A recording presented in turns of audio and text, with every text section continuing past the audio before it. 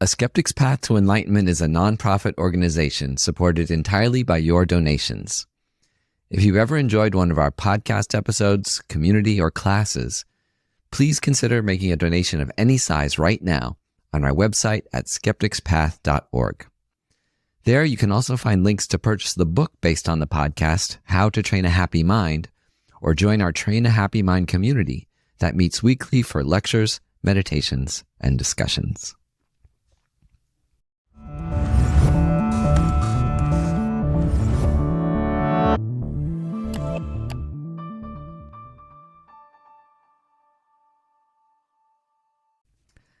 I'm Scott Snibbe, and this is A Skeptic's Path to Enlightenment, where we share practical ideas from Buddhism to build happier lives, stronger relationships, and a better world.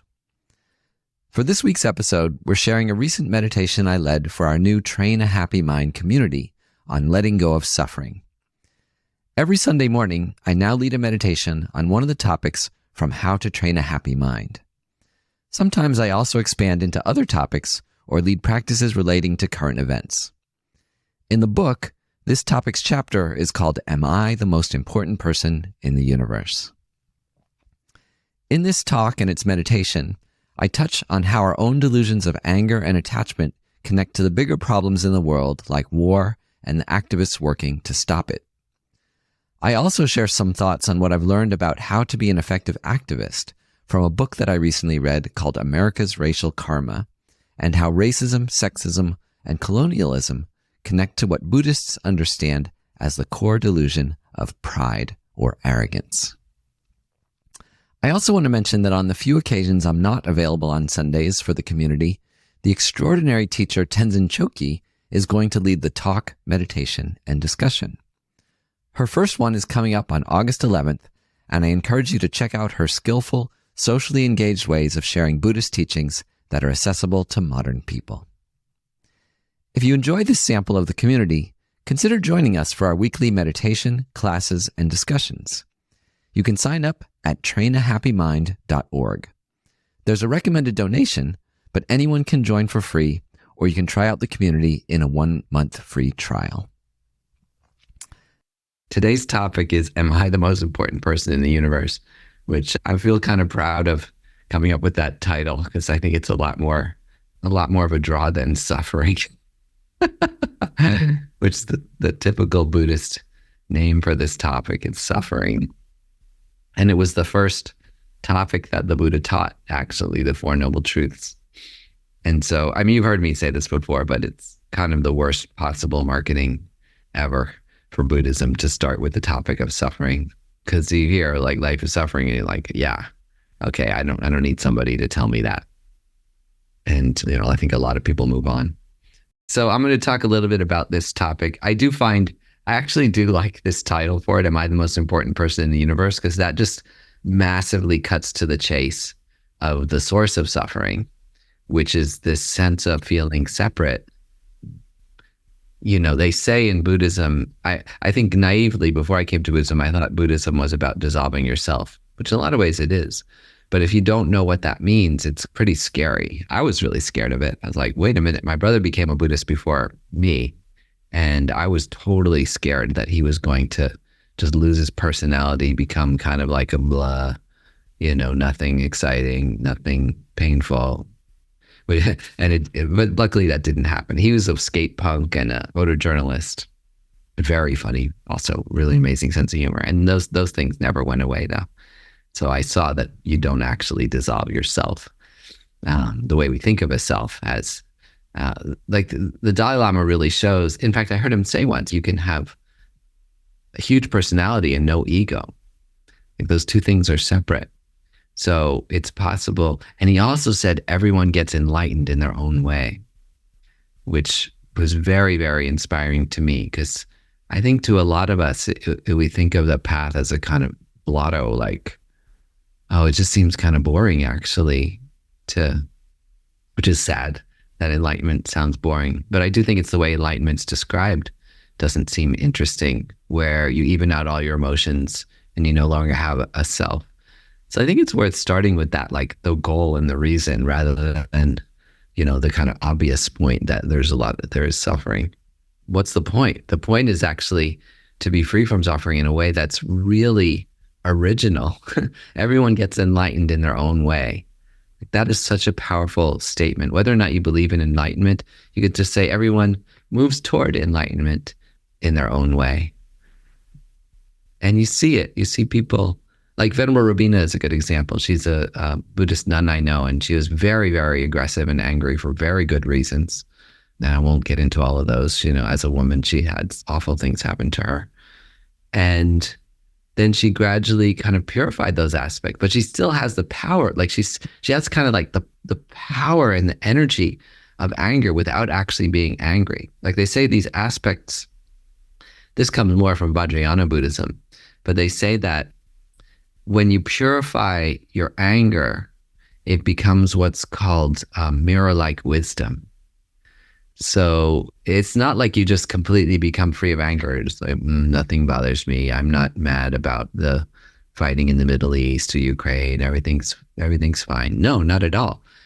What it turns into, and we don't talk about Vajrayana that much, but I think it's kind of nice. Within these sessions, I can go now and expand a little bit differently, not always exactly the same as I did in the book and the podcast.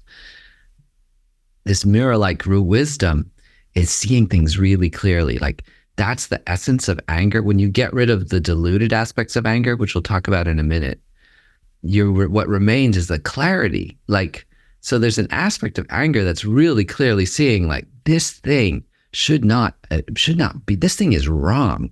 Something wrong is happening here to me, to the world. And really, I would like to change it.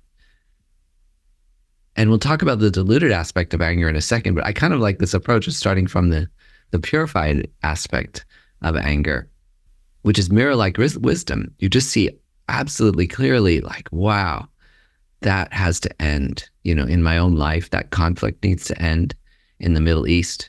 And you also might see a path to it too. Like that's the beauty of it, because the diluted anger often doesn't see a path. And you see that in some ways that people protest, like is very, very angry. But when you look at actually the way that protesting is increasing division, is actually creating more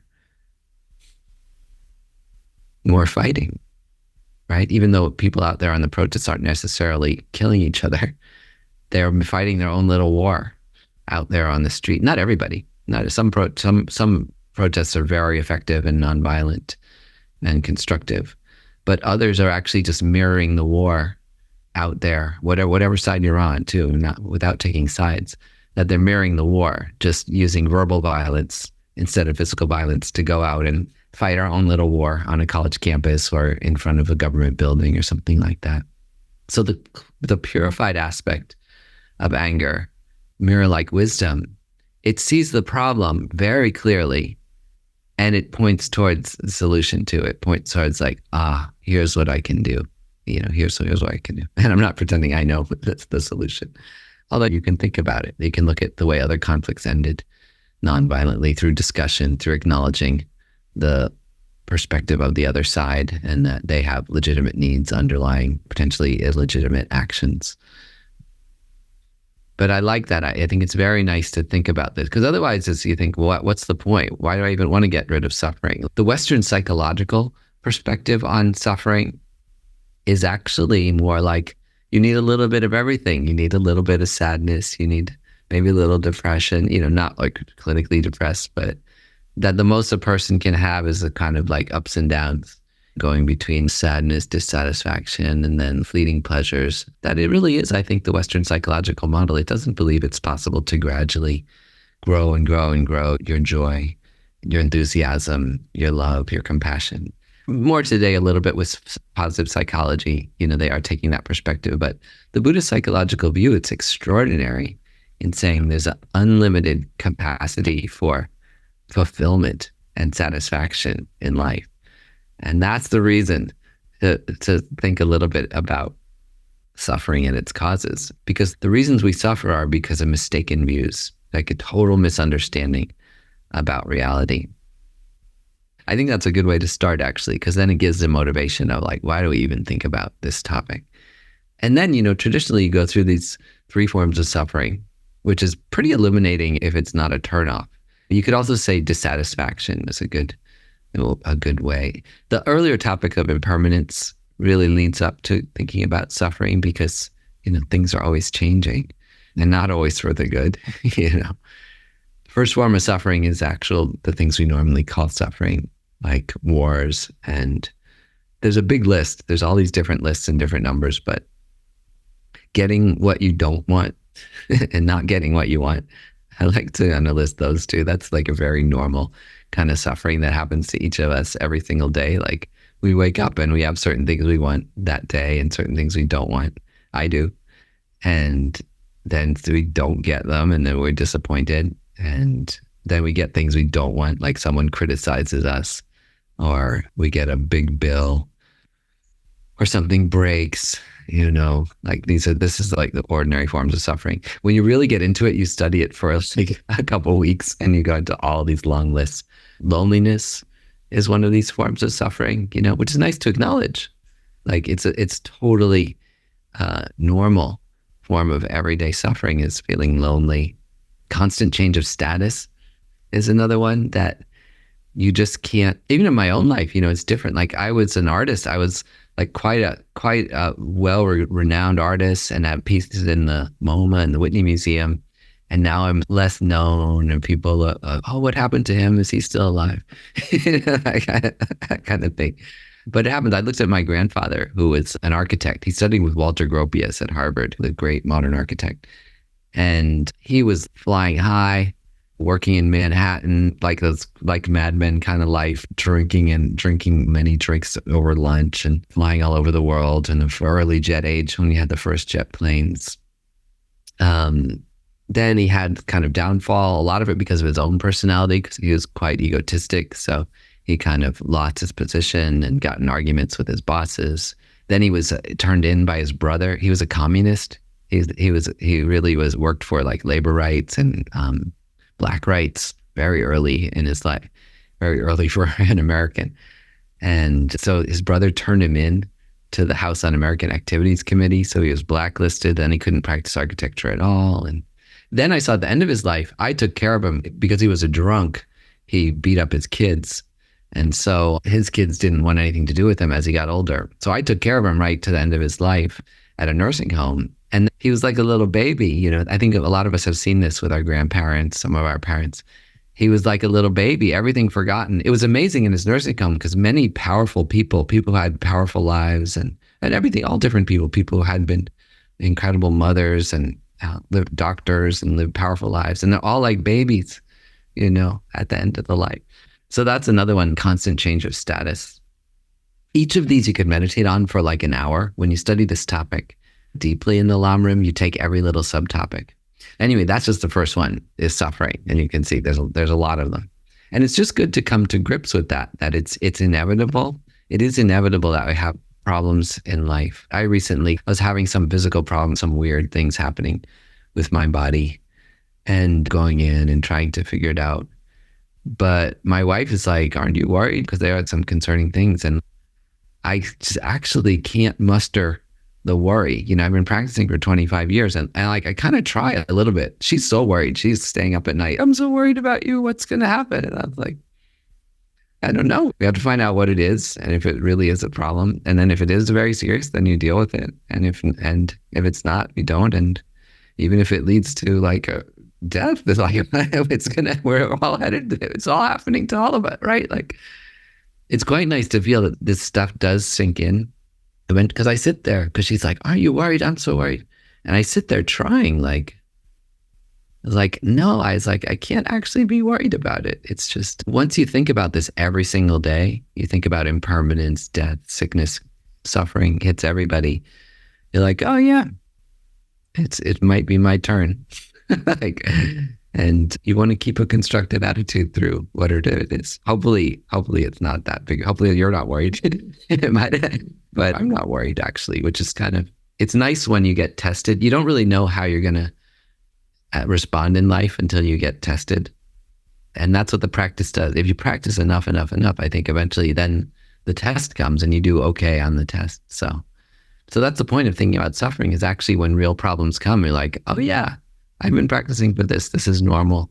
Now's my chance to face this with grace and joy and stuff. And then my wife were on the plane yesterday, and we don't know how this thing's going to come out. But I said, how would you live your life today if this was your last day? And she described it. And she's like, oh, I would probably hug all my family and spend some time in nature and spend some time with family. It's like, oh, that's quite nice, because that's actually how you spend most of your days. You really actually do live your life like the way you would live your last day, which is the point of meditating on suffering. It's just to get in touch with reality and live our life in a meaningful way.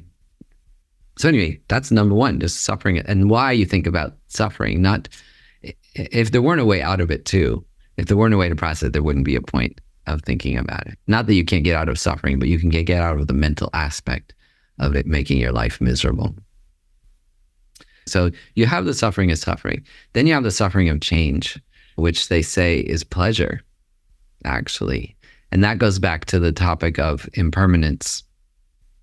And that one does give you pause, because you don't want to feel miserable about enjoying a nice breakfast or being with your partner or going out for a walk or something like that. It doesn't mean that those things are really miserable and you're just deluding yourself that they're nice. It just means that they don't last, that they're not enduring causes of happiness, that things run out, just like filling your tank with gas, or now you fill your battery with electricity if you have an electric car. But that the suffering of change, I think, can be a little depressing depending on how you think about it. And so I like to share it more in this way that just connects directly to impermanence, that things don't last. A kiss just lasts. It's actually funny. A kiss is almost like an impulse, right? Like if you just like, it's almost like this unmeasurable amount of time, and it feels so nice. And someone gives you a little kiss on the cheek, but how long did it really last there? That's the impermanence. Then eventually you need another one. Now you're like, oh, I need another kiss. Like, I don't, depends how long. For each of us need a different amount of time between kisses and hugs and things like that. Food's the best example, where it's just sitting there running out as you're eating it, and then it's over. And also, you keep eating, and then eventually it doesn't feel good at all if you eat too much. So, this is the suffering of change. It's just pleasures aren't an enduring source of happiness. But I think there's a middle ground, at least in Mahayana Buddhism. You don't completely renounce them. You can really enjoy, whatever you're doing. But it is impermanent. And then there's the all-pervasive suffering, which I actually don't talk that much about in the book, because it's a little more subtle. The Buddhist perspective is actually that ignorance, like the ignorance as to feeling separate from things, feeling that things outside yourself are the cause of pleasure and pain, that things exist solidly, separately, independently. That's the root of all suffering. That's the all-pervasive suffering. And the Buddhist view is that's what kind of creates the whole universe, is that kind of ignorance. That it creates a universe where suffering is even possible, like ordinary types of suffering are possible, and where lifespans are short and things like that. For Skeptic's Path and How to Train a Happy Mind, you don't take that approach. You take more the common sense approach of selfishness, self-centeredness, believing that we're separate, more important. That's how it connects to the name of the topic, am I the most important person in the universe?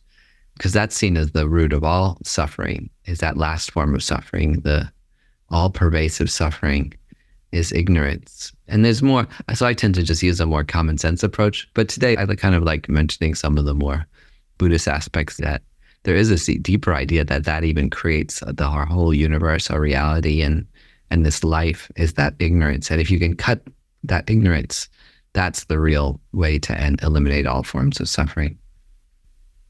So yeah, just to talk a little bit about causes of suffering, this was the one that really surprised me, because I did kind of think coming into Buddhism that you're supposed to just stop enjoying pleasures, stop being bothered by pains, I guess, too. But what I found out, this was what really surprised me, is that the causes of our suffering are our delusions. And these root delusions, there's anger, which is, people debate about anger, but anger has a specific definition in Buddhism, which is exaggerating the negative aspects of something. It's really nice to remember that, because it's definitely true. Think about when you're angry at a partner is a really good example, because that person probably does more for you did more for you than anyone in your life. Spent more time, did more things for you, give them everything, give them their body, even if it's so intimate. And then you're like totally angry. When you're angry at your partner, you can't think anything good about them. And it could be so trivial and stupid, the thing you're angry about, like deciding, where to go for the day or something like that. So it's worth remembering that the definition of anger, a delusion, is exaggerating the negative and then wanting to harm on top of it. So these two things, they actually call this inappropriate attention. It's kind of a nice word because it's a very generic word that cools things down. Inappropriate attention. So inappropriate attention is exaggerating the negative. And I think I shared last time. I'm not sure. I'm teaching so many different places now in different times. But my antidote, when I start to feel angry at my wife, is to have appropriate attention and to remember. And I think I got this from one of my wonderful teachers, Elaine Jackson. Whenever I have an angry thought about my wife exaggerating the negative, I think, but she's my best friend and she loves me more than anyone in the world. And it really works. It really works because it's really true. I can't contradict those things. Of course, she's, of everyone in the world, she's most dedicated to me, and our daughter. So it's so silly. You see how it's your mind. And this is the thing, you really do it's very courageous. It's very courageous in Buddhism because you really do take total responsibility. And it's gnarly, and people might get really mad at you for even talking this way. Like, wow, it's in my own mind for being mad at Netanyahu or Hamas or Vladimir Putin. Because you want to project it out there and say, like, they're the one making me angry. But it's my own mind exaggerating the negative and making my life miserable. It doesn't mean I can't fight against what they're doing. The mirror-like wisdom, the clarity of like, oh, there's something going wrong out there in the world and I want to help fix it. But to only see the negative and then to want to do harm doesn't do any good in the world. The Buddha said hatred, I'll try to remember this as best I can. Hatred never ceases hatred. Only love ceases hatred. This is an eternal law. Not exactly the first person to say this, but it's nice to remember. Anger never ends anger. Violence never ends violence. Hatred never ends hatred. So that's a delusion of anger. Delusion of attachment is exaggerating the positive in things. So in general, that temporal aspect, like if I get this thing, I'll be happy forever. If only I get this achievement, car, possession, a certain amount of money. I saw a study once that said everyone thought they would be happy if they got 10% more money, no matter how much they had. A lot of people make $10,000 a year in the United States still, like a very low amount of money. Now, like if I made 11,000, I'd be okay. I just need a little more. And then like people like in the Bay Area where I live, they often live on like $300,000, $400,000 a year. And they're like, ooh, if I had another 40, 50,000, like I could pay for my daughter's school or something. Then you meet them, it's scary because I know people like this who have like $10 million and they're like, ooh, if I just had another $1 million, like it was a little tight. So that's attachment is exaggerating the positive. If I get that, if I eat that. It's often true with desserts, actually, right? They look so good. And my daughter was saying, we were walking through the airport, have you seen those macarons? They're really pretty things made out of the different colors, made out of meringue, like the egg whites. And I never tasted one my whole life. And then I finally tasted one. I thought it was terrible. I'm sorry if you like them. But I thought it was terrible. And same thing with my daughter. The other day, she's like, I was like, well, go ahead, taste one here or there. And she's like, oh, it's awful. And I think it's often that way. I find with desserts, they look so much better than when you actually are eating them sometimes. Like they're made to look so good. And then you kind of like go through with the whole thing too. You're like, well, all right, I guess I might as well eat this whole piece of cake. And sometimes it still does taste fantastic too. I want to admit that if you choose the right dessert that you love. But then even then, it runs out. So that's the suffering of change, right? Connects to the attachment. You exaggerate the positive quality. It's funny how quickly something disappears too. How long does it take you to eat that slice of cake? I used to always wonder, before I was a Buddhist, I used to really sit and think. I had my own I was always like a natural meditator, even as a kid. And I remember eating like one bite of cake and thinking, oh, that's really delicious. I'm like, why do I need more? And I remember thinking there were like 20 bites or 15 bites of cake or something like that. Why that many? Why isn't one just satisfying? And then why will I sometimes eat a whole other slice and then make myself sick? Clearly it's your mind, right? You certainly don't need all that nutrition in the cake. We're all generally get enough calories. So what is it? It's our mind. The Buddhist perspective is it's our mind exaggerating those qualities, mostly through habit. Like you have the habit of having enjoyed that. Often we associate the pleasure with love because our parent gave us a piece of cake on a special occasion, like for our birthday or on a special night out or whatever.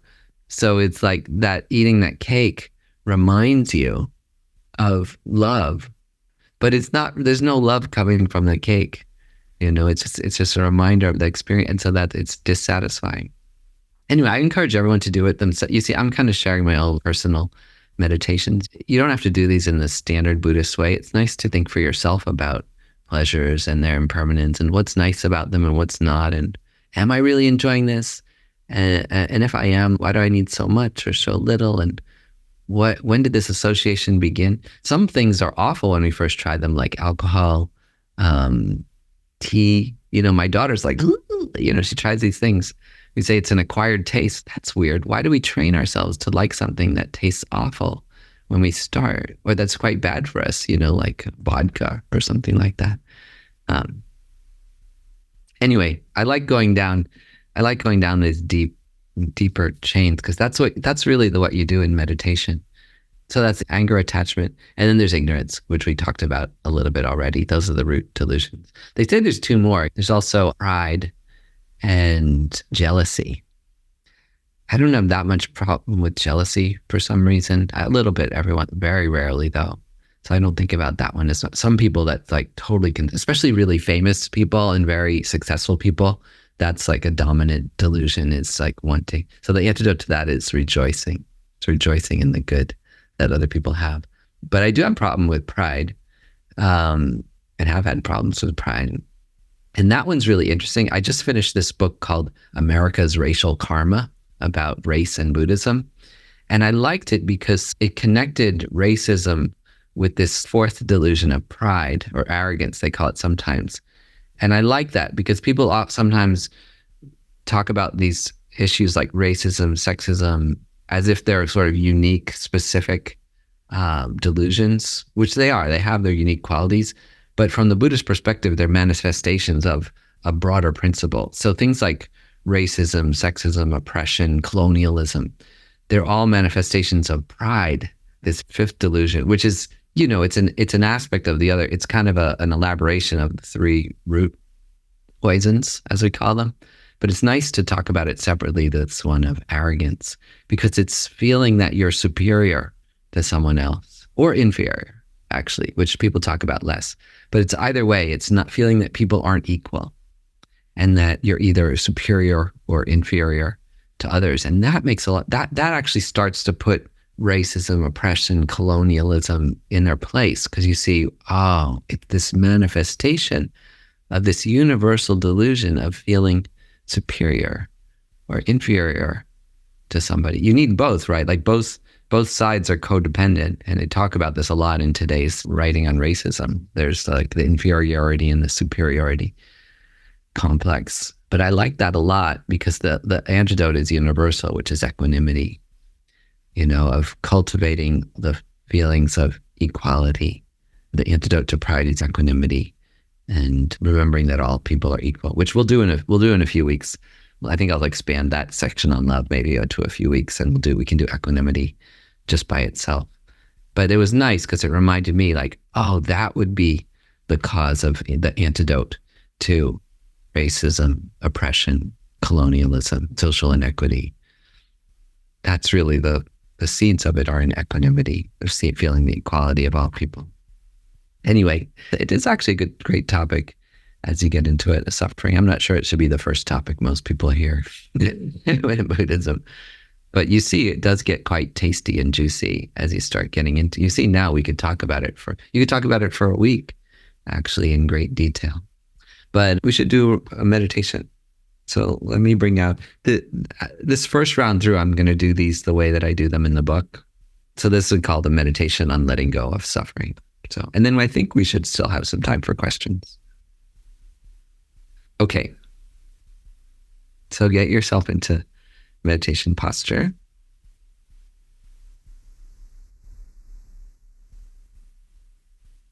Then try to feel quite good about yourself. It's nice whether you're here live or you are watching this later.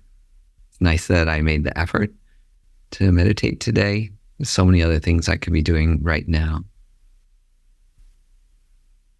Really, there's nothing better I could be doing with my time than going inward, creating the genuine causes of an enduring happiness that isn't dependent on food, sensual experiences, reputation, entertainment. And creating the causes for a happiness and mental stability that is enduring and accessible anytime I want, anytime I need it.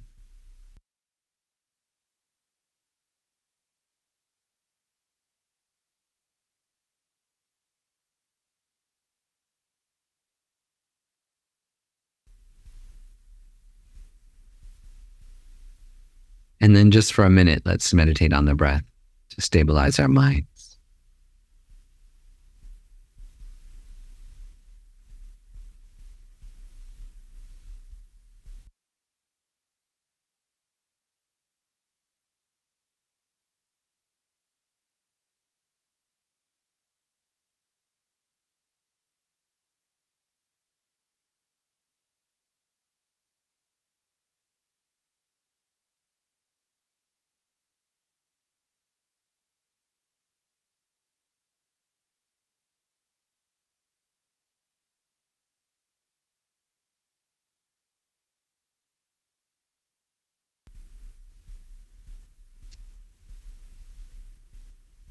So the purpose of meditating on suffering isn't to get depressed,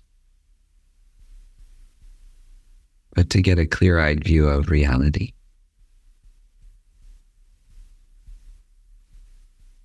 We can't avoid life's problems, but if we prepare for them, we suffer less and we grow our resilience and compassion.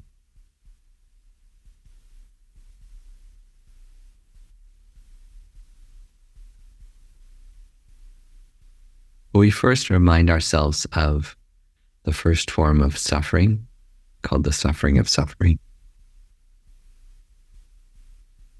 And again, we do this just to be clear about the world, not to get depressed about it. So we can reflect on the billions of people who don't have enough to eat every day, who don't have clean water or a safe place to live.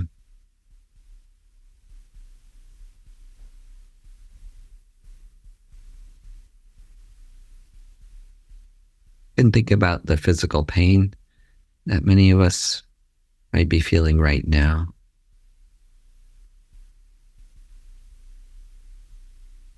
And the suffering of sickness, from colds to cancer.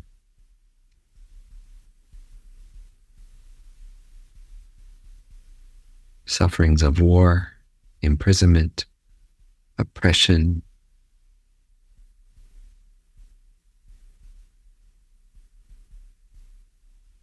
the natural suffering of aging as our bodies wear out.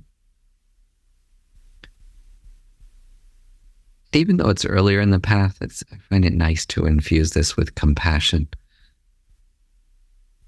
wanting to take away that suffering if we possibly could. It does get a bit overwhelming to just think about suffering without necessarily any warmth. So I find it nice to always infuse some compassion there. Yes, there's suffering, and boy, would I love to take it all away.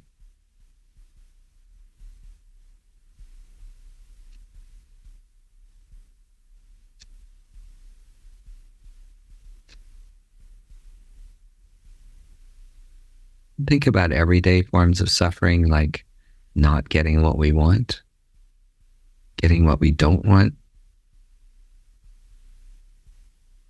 the suffering of loneliness,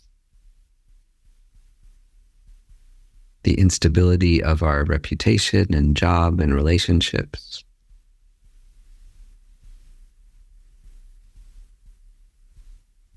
and the anxiety and competitiveness we feel from life's pressures.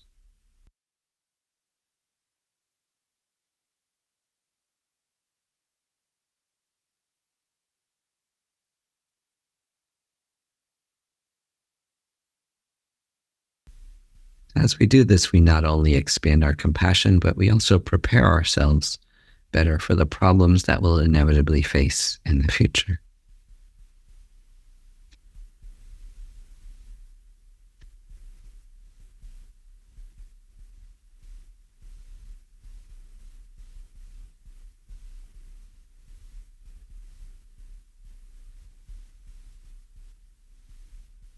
And we move on to this suffering of change, experiences we normally call pleasures. So the truth of impermanence demands that everything we enjoy wears out or breaks down.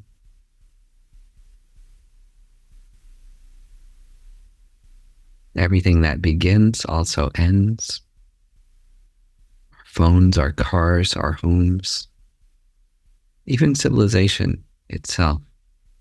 I read once that the average civilization lasts about 300 years. Entire civilization, not just a nation or country.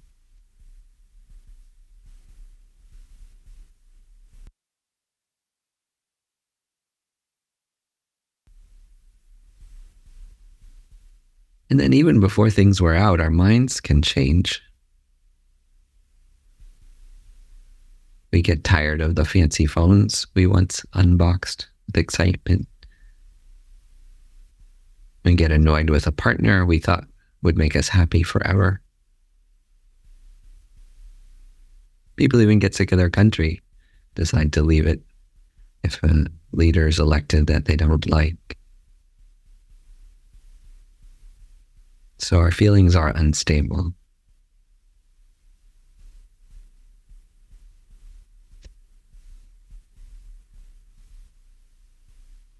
Some things do last a lifetime, if we're lucky. Some relationships. My grandparents were married for 71 years or something like that. Crazy.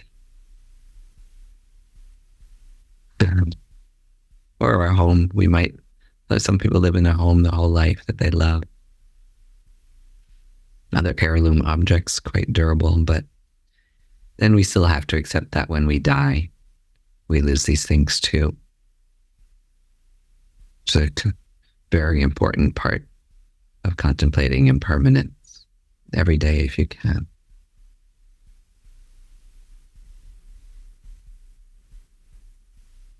And so we don't think about this to bring us down, but to motivate us to live the most meaningful life possible right now. Because when it really sinks in that everything's changing, the problems are natural. It helps us to not be annoyed by the smaller problems and to be more present for life's impermanent pleasures and fleeting relationships.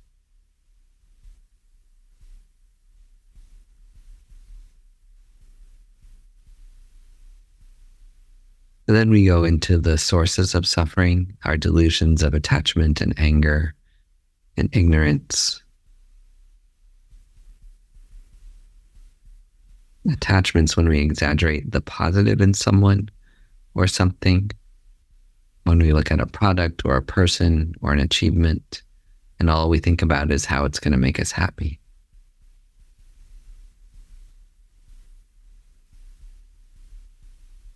Bring to mind an object of strong attachment for you. How does your mind see it? Do you believe if you got it, you'd be truly happy? Whether it's some amount of money, someone to love you, some change in the world. But is this realistic?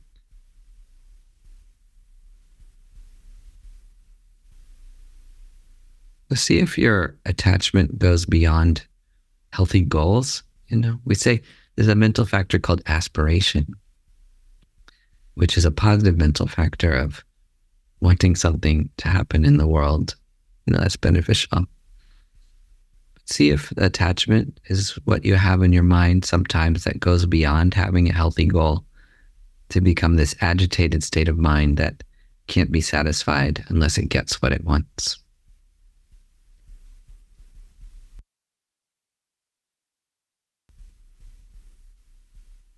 How do we counter attachment?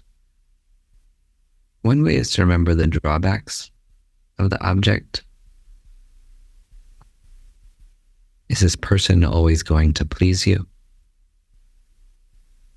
Will this thing you want work as well as you hope and make you as happy as you imagine?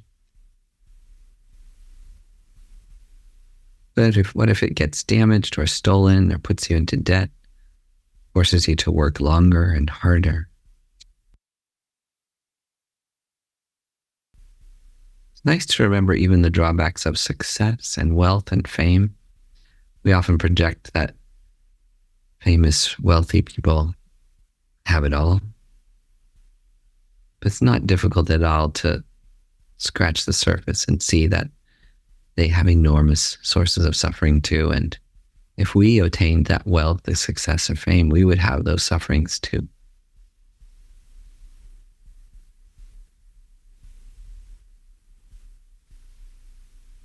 So think back to your object, the thing that you're attached to, and just quietly consider its drawbacks. What problems might it lead to in your life? Does your happiness really depend on it?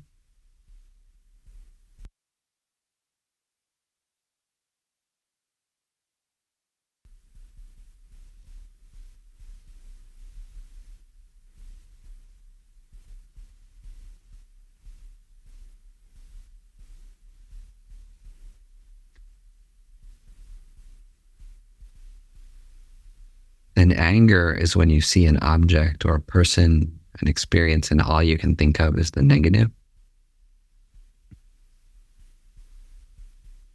You exaggerate its power to harm and you can't see any good in it at all. Bring someone to mind who you're angry with. Colleague, a family member, politician, business person.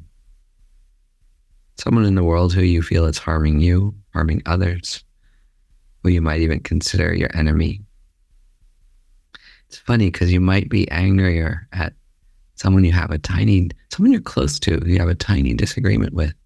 You might feel angrier at them than you do at Vladimir Putin, someone causing great harm in the world. When you really look at your mind, it's shocking.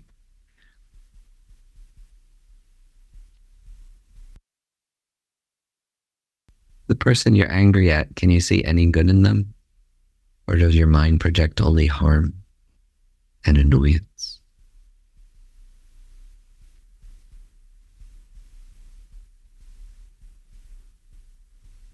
And the antidote to anger is to remember that that person you're angry with has many people that admire them, love them, their mother, children, colleagues, friends. Does this person do good things as well as bad, help as well as harm?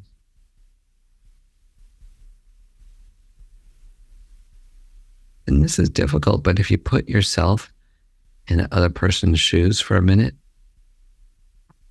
can you see how their actions make sense to them? Can you see that they have painful delusions too? Like yours, maybe a lot worse. Anger, attachment, ignorance, that drive them to do very harmful acts.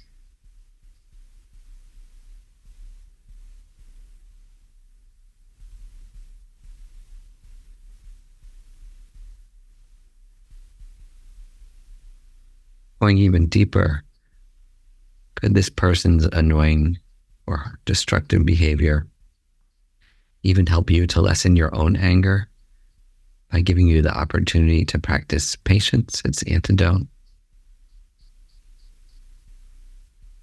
Could unbiased insight into your enemy's behavior even help you better oppose the harm they do in the world?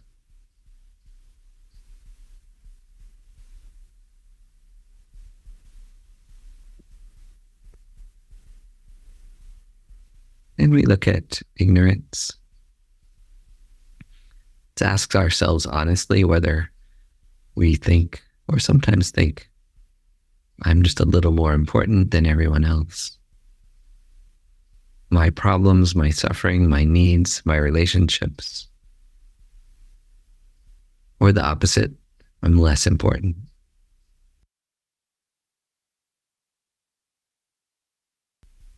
And ask yourself whether either of these biased ways of seeing yourself as more or less important, could that be the root of our suffering?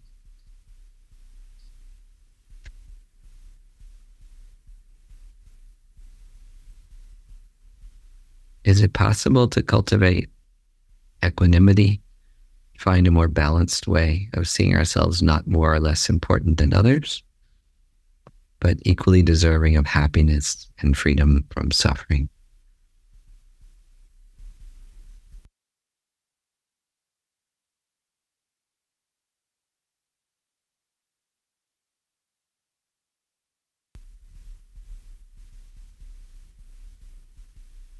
And it's nice to look at the flaws of anger and attachment. Does getting angry feel good? Every time you get angry, does it make it more likely you're going to get angry that much sooner and stronger? And when you're patient or forgiving, how do you feel about yourself, and what habits does that build in our minds?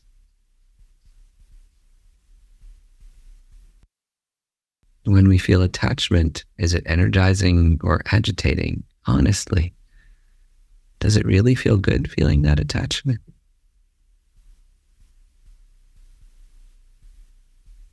How does it feel when we're content, and what habits does that form?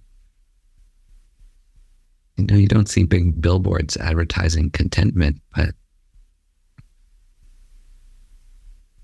if you ask yourself, is that the superior state, contentment versus the agitation of attachment?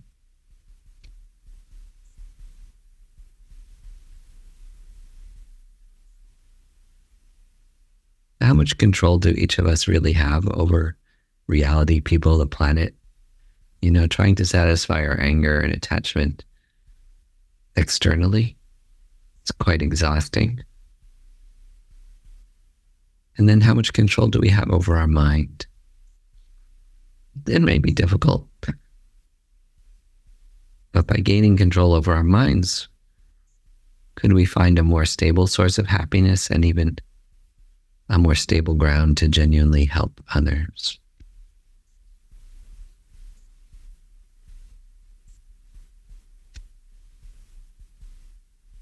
Imagine what it would be like giving up attachment. Imagine enjoying something, a meal, or sensual experience, or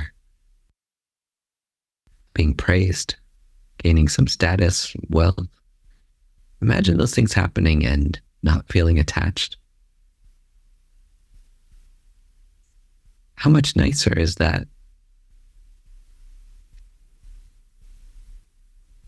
Just to gently allow this thing to ripen into your life without clinging to it like a junkie.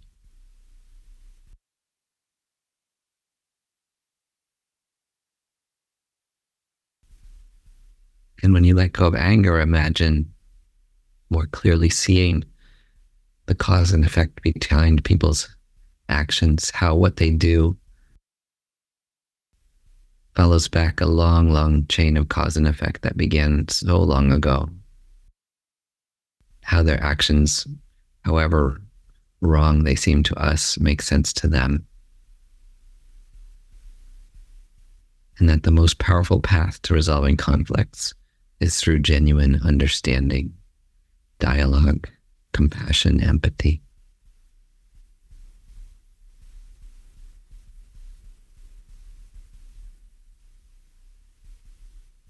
And then is it even possible to see the benefits of difficult experiences, that they can offer us the chance to strengthen our patience and kindness, forgiveness, non-attachment? Doubt that's a little more advanced, but just imagine being able to do that.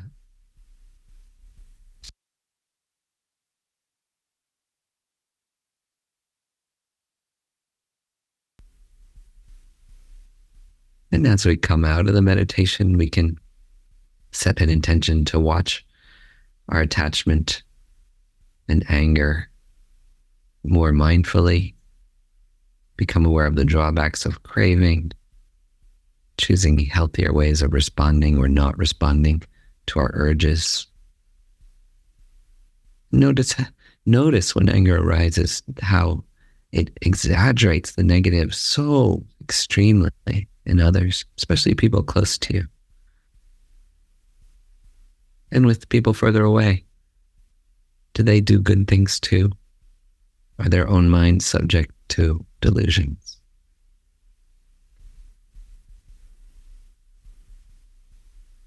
So may we all be able to see reality more clearly and gain control over these delusions and steer them towards genuinely enjoying life and genuinely being an effective agent of change in the world.